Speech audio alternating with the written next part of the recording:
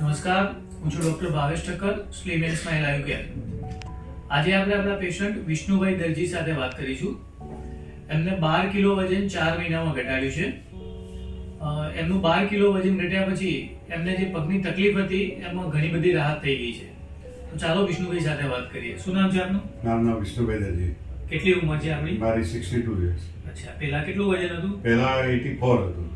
84 kilo એમનું વજન હતું. અત્યારે 72 800.